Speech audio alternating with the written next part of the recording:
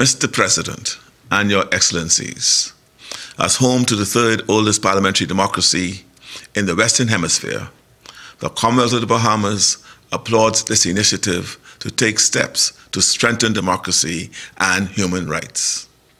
The three broad themes of this summit embrace many of the initiatives which are already in place or underway in our country.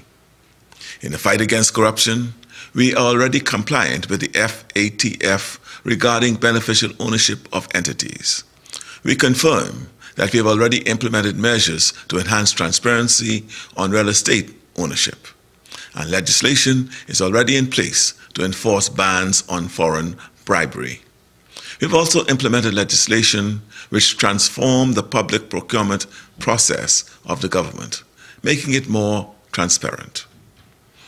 Approximately 80 days ago, the Bahamian people elected my government with an overwhelming mandate. This was in part in reaction against the previous administration's decision to suspend crucial civil liberties for a period of 18 months and address the COVID-19 pandemic via a prolonged state of emergency under the rule of one man. We made the decision not to renew the state of emergency. Instead, we will follow constitutional norms and implement public health measures via more transparent and accountable legislation. In respect of rights and freedoms pertaining to the media, during the election campaign, we ourselves needed to seek redress from our well-established independent media regulator, which has been effective in maintaining open and fair access to the internet and other media. In opposition, we are also subject to exclusion by the state-owned broadcaster. We intend to remedy the latter ills.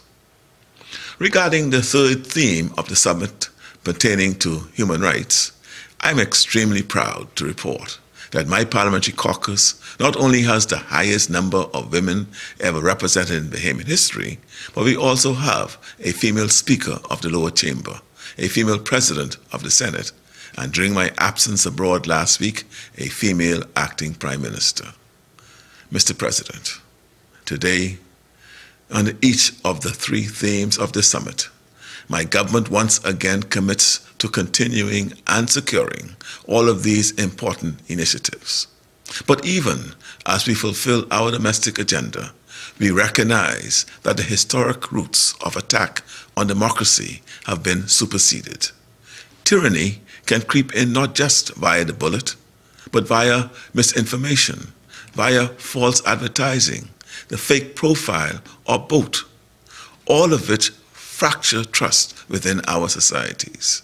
But the technology which enables this mischief sits outside of our jurisdiction, and so we are severely constrained in how we address it. And so I urge our friends in the host democracies of these technology giants to take appropriate steps to rein in these insidious threats which do so much to poison the discourse in all of our countries. As we approach 50 years as a fully independent, sovereign nation, on behalf of the government and people of the Commonwealth of the Bahamas, thank you for the invitation to participate in this noble effort.